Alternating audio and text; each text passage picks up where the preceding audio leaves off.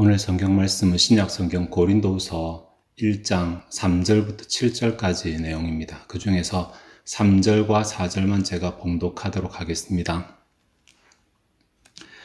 찬송하리로다. 그는 우리 주 예수 그리스도의 하나님이시요 자비의 아버지시요 모든 위로의 하나님이시며 우리의 모든 환난 중에서 우리를 위로하사 우리로 하여금 하나님께 받는 위로로서 모든 환난 중에 있는 자들을 능히 위로하게 하시는 이시로다. 아멘. 최근 대한민국은 방역과 관련해서 아주 큰 이슈를 맞이하고 있습니다.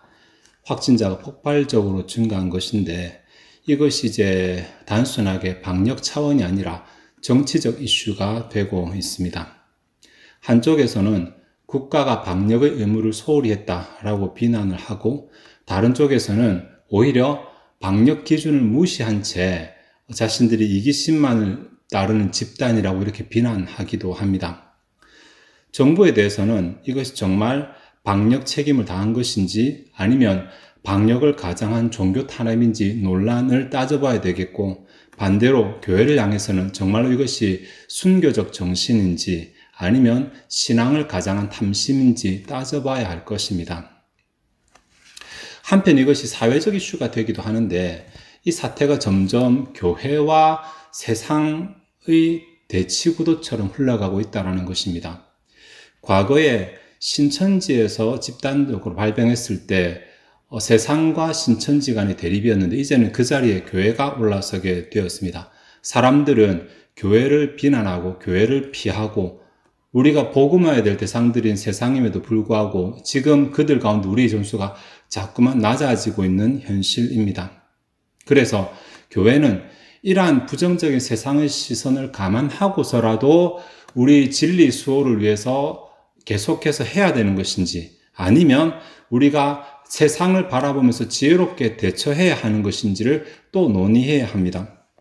이렇게 정치적으로, 종교적으로, 그리고 사회적으로, 방역적으로 여러 가지 혼란한 이슈 가운데 교회가 놓여있는 이 상황에서 과연 어느 것이 더 진리이며 어느 것이 더 맞고 때로는 어느 주장이 더 맞는지 진지하게 토론하는 모습을 보이지 않고 오히려 더 감정적으로 격화되어서 더 상대방을 비난하고 또 서로 더 헐뜯고 이런 내용들만 많이 보이는 것 같아서 참 안타깝습니다.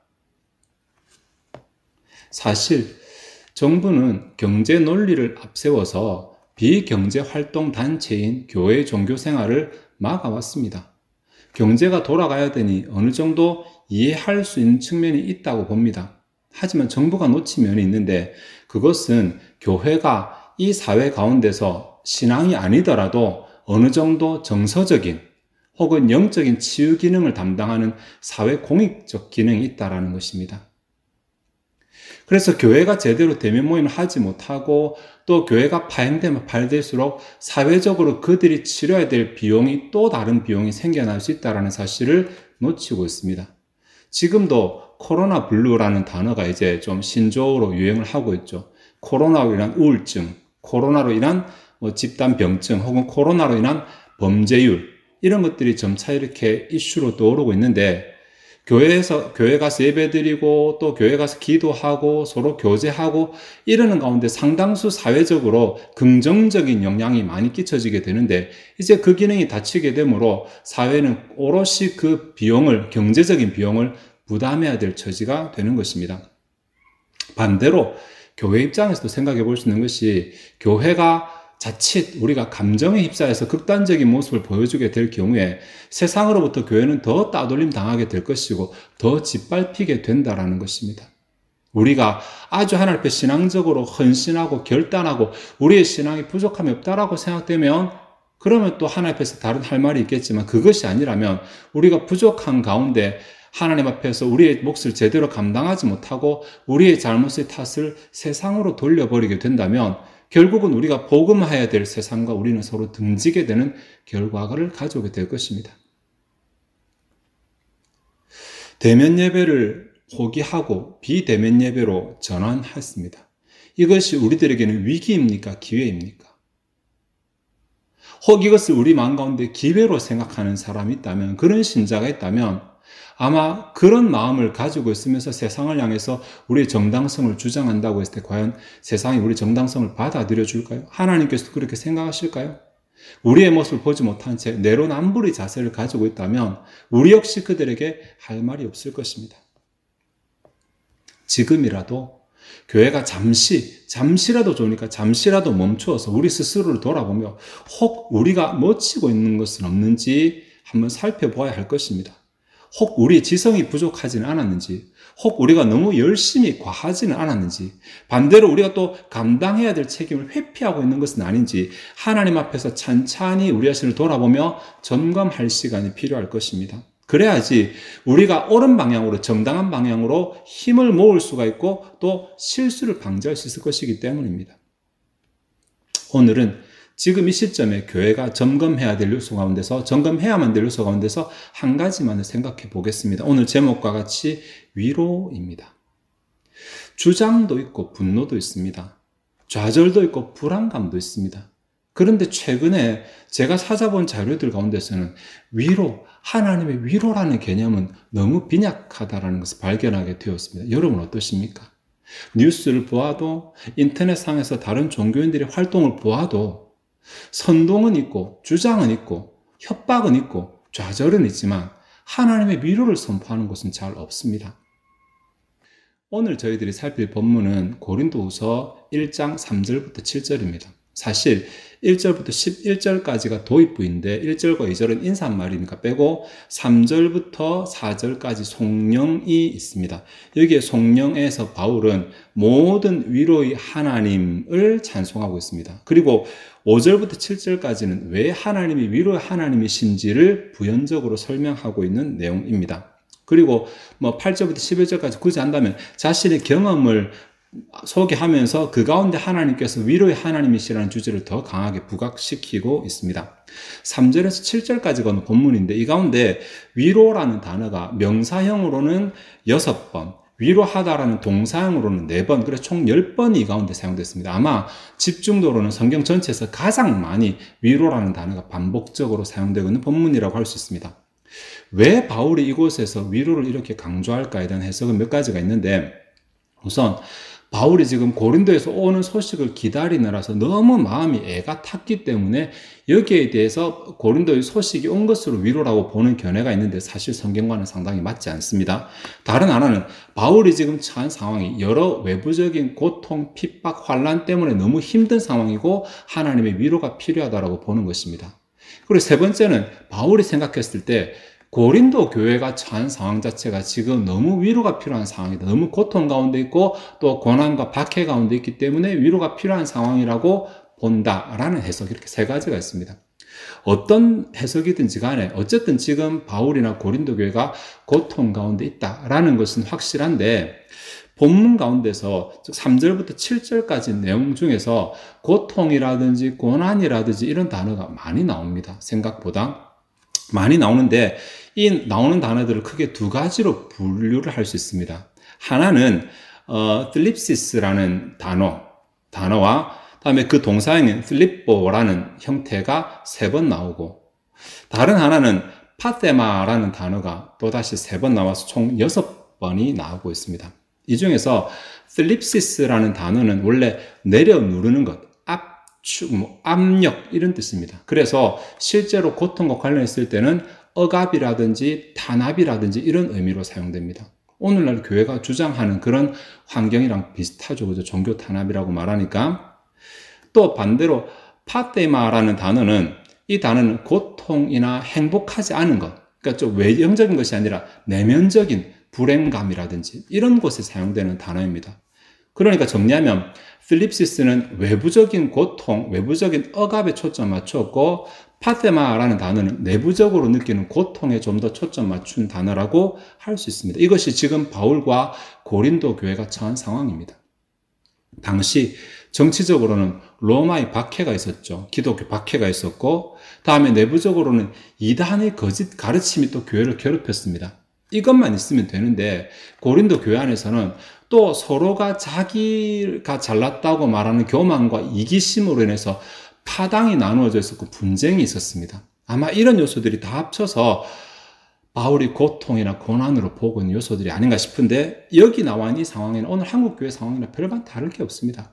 정치적인 압박이라든지 이단 사상, 거짓 가르침이라든지 교회의 분열이라든지 그래서 바울이 이런 상황에서 그들에게 정말 간절하게 원하는 바 혹은 이런 상황이 필요하다고 생각한 그 위로가 오늘 우리의 상황에도 필요하다라고 그렇게 말할 수 있는 것입니다. 3절에서 7절까지의 내용을 중심으로 바울을 통해 말씀하시는 위로와 관련된 교훈들을 짧게 3가지로 정리해 보도록 하겠습니다. 먼저 본문은 위로가 하나님에게서부터 나온다라고 가르치고 있습니다. 3절에 모든 위로의 하나님이라는 표현은 모든 위로는 하나님께 속했다라고 풀어서 말할 수 있습니다. 사실 세상에 위로라고 말할 수 있는 것들이 굉장히 많이 있습니다. 때로는 사람도, 때로는 그냥 자연 환경도, 때로는 뭐 돈이나 재산이나 물건도 위로가 되고 많이 있는데, 그런데 본문에서 바울은 모든 위로가 하나님에게서 나온다라고 그렇게 말하는 것입니다. 이렇게 말하는 이유를 찾으려면 이 단어를 조금 분해해야 됩니다. 이 위로라고 해당되는 단어가 파라클레시스라는 단어인데, 이 단어는 파라, 옆에라는 단어와 칼레오, 부르다 혹은 소리치다 라는 2개의 단어가 합쳐져서 만든 단어입니다. 근데 성경에서 이 단어는 크게 3가지의 뜻으로 사용됩니다. 하나는 말 그대로 정말 옆으로 부르는 것입니다. 우리가 흔히 위로하다라고 말하는 것인데, 어려움을 겪고 있는 사람, 배고파하는 사람들을 옆으로 불러서 또닥거려주는 것, 필요한 것을 채워주는 것, 이런 것에서 위로하다라는 개념, 오늘 본문처럼 위로하다라는 개념이 나오고, 2번째 단어는 권면하다라는 뜻이 있습니다. 이것은 옆으로 불러서 말하는 것인데, 네가 지금 힘든 것은 알겠지만 네 힘든 것이 사실은 네가 이런 부분이 부족해서 그런 것이다 라고 해서 그 부분을 고쳐서 힘들지 않도록 하는 것입니다. 이런 뜻이 이 단어 가운데 있습니다. 3번째 단어의 뜻이 뭐냐면 대변하다, 변호하다라는 뜻이 있습니다.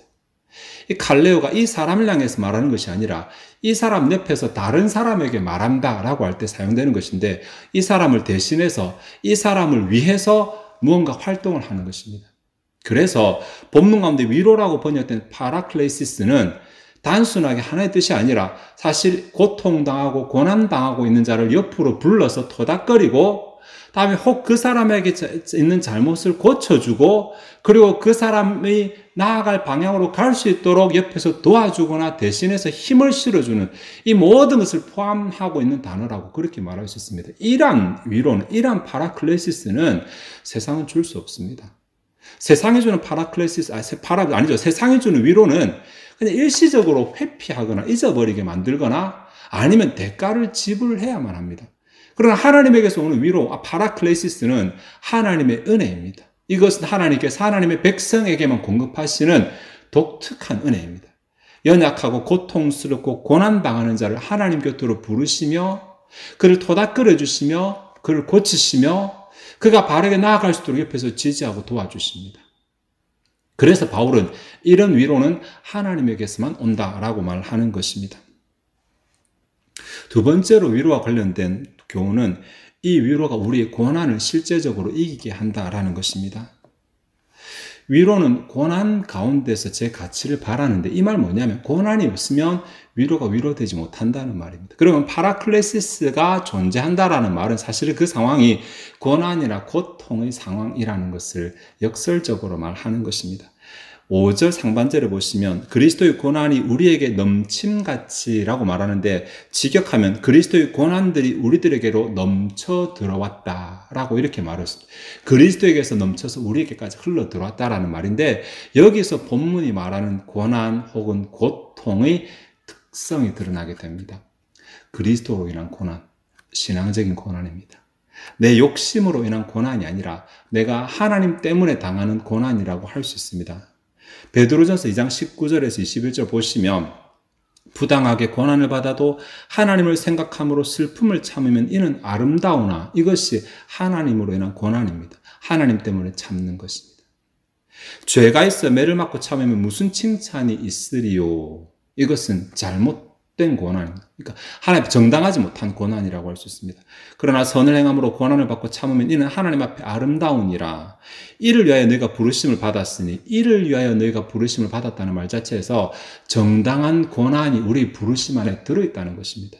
예수 믿으면서 고난을 피해야지, 이것은 잘못 생각하는 것입니다. 예수님 믿는다면, 예수님 하나님 앞에 부르심 받았다면 그 부르심 안에는 예수 그리스도에게서 넘쳐난 고난이 내게 흘러 들어와 있는 것까지 포함된다라는 것입니다. 이를 위하여 내가 부르심을 받았으니 그리스도도 너희를 위하여 고난을 받아서 너희에게 본을 끼쳐 그 자취를 따라오게 하려 하셨느니라. 그리스도의 고난이 십자가의 고난이라고 내가 여기서 좀 설명을 길게 하지 않겠습니다. 단순하게 내가 생각하는 간단한 것이 아니라 때로는 그것이 십자가를 지고 십자가에 죽어야 되는 고난도 포함될 수도 있습니다. 우리 믿음의 선지들 가운데 순교자들이 그러한 고난을 당하지 않았습니까? 그런데 이 고난 가운데서 고난이 큰 만큼 오절 하반절 그리스도의 위로 또한 우리에게 넘쳐난다라고 이렇게 말하고 있습니다. 고난이 큰 만큼 위로도 크다라는 것입니다. 하나님께서는 우리를 고난 가운데 그냥 버려두시는 것이 아니라 하나님 때문에 당하는 고난, 신앙 때문에 당하는 고난에 있어서는 하나님께서는 고난에 걸맞는 위로도 함께 주십니다. 4절 상반절에 우리의 모든 환난 중에서 우리를 위로하사라는 이 부분을 직역하면 우리의 모든 환난 위에서 우리를 위로하시는 분이라고 말할 수 있습니다. 위로하고 계시는 분, 현재 분사니까 우리의 모든 환난, 이 두 가지가 섞여 있는 것이 아니라 층이 다른 것입니다. 우리가 환난 당하고 고난 당하는 층이 있고 하나님의 위로는 이것을 초월하여 그 위에서 지금도 계속해서 우리를 위로하고 계십니다.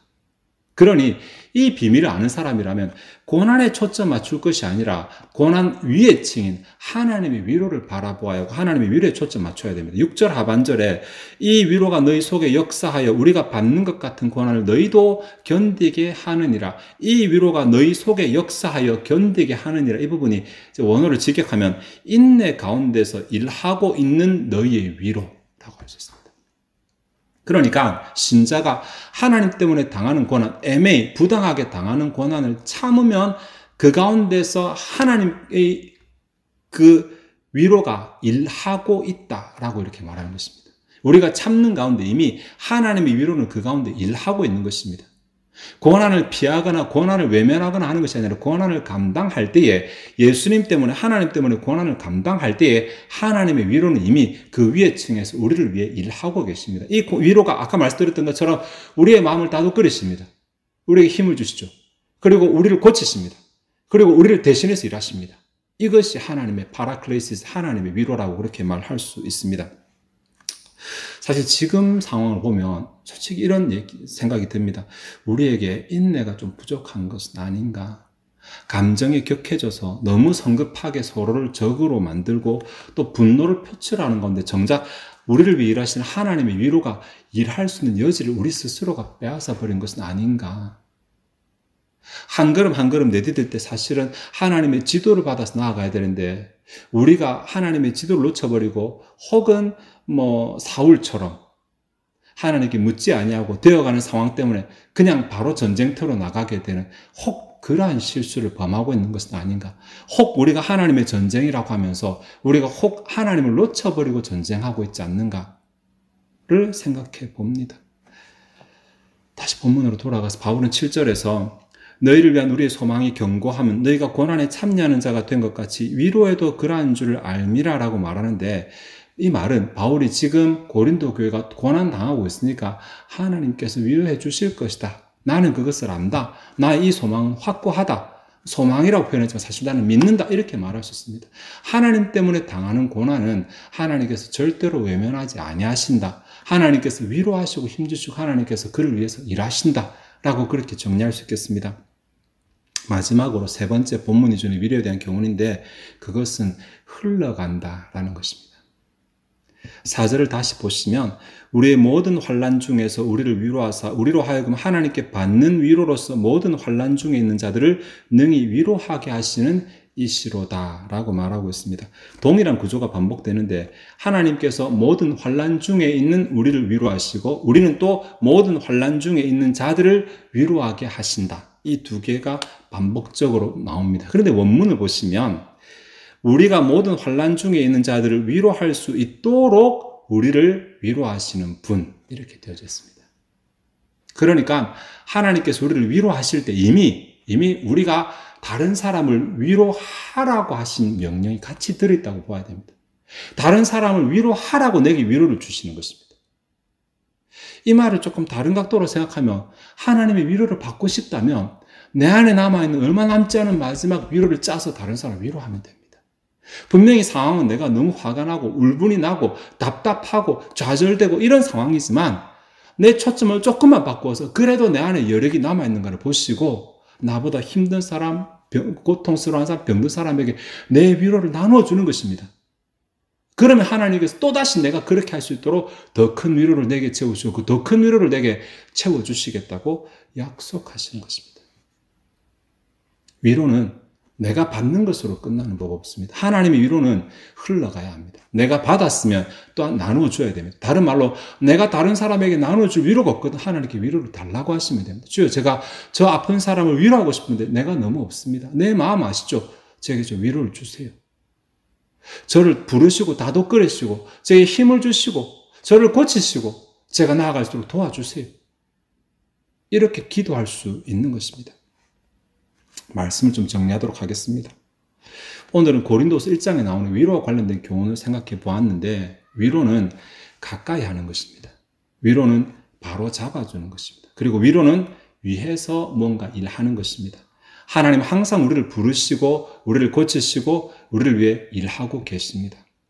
우리가 하나님의 이런 위로를 누리기 위해서는 하나님의 부르심에 가까이 나아가야 되죠. 하나님의 고치시는 교훈을 받아들여야 되죠. 그리고 하나님이 우리 대신에 일하심을 믿고 기다려야 되죠. 동시에 우리가 누리는 위로가 우리에게서는 끝나서는 안 됩니다.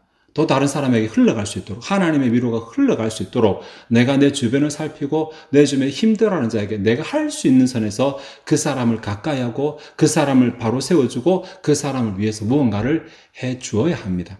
이렇게 할 때 하나님은 우리가 더더욱 그러한 일을 할 수 있도록 우리에게 더 큰 위로를 채워주실 것입니다.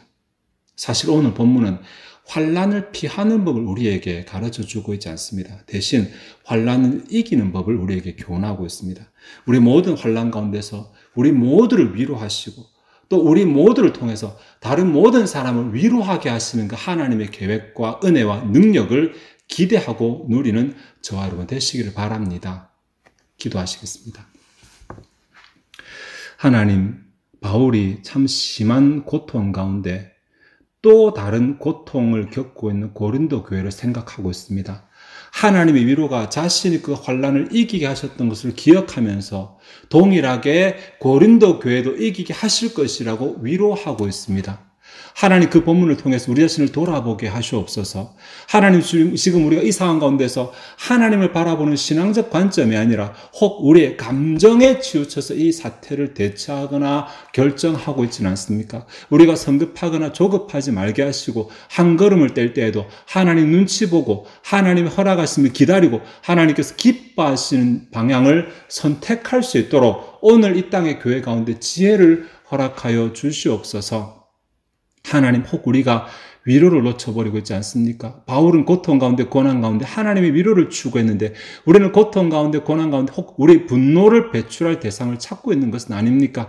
하나님께서 기뻐하시는 신앙의 모습을 갖추기 위해서 우리 스스로를 돌아보게 하시고 나도 하나님의 위로를 기대하며 또한 나를 통해 다른 사람도 하나님의 위로를 경험할 수 있는 은혜의 통로자가 되게 도와주시옵소서. 하나님, 지금 한국교회를 불쌍히 여겨주시고 우리가 어디로 나아가야 될지, 어떤 길이 바른 길인지, 우리가 무엇을 해야 될지 우리에게 지혜를 주시고 하나님이 보여주신 그 길을 쫓아 달려가는 믿음도 주시고 결단도 주시고 실행하는 힘도 허락하여 주시옵소서.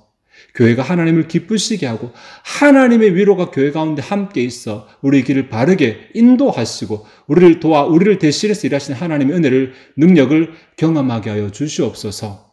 의탁하고 감사드리며 예수 그리스도의 이름으로 기도하옵나이다. 아멘.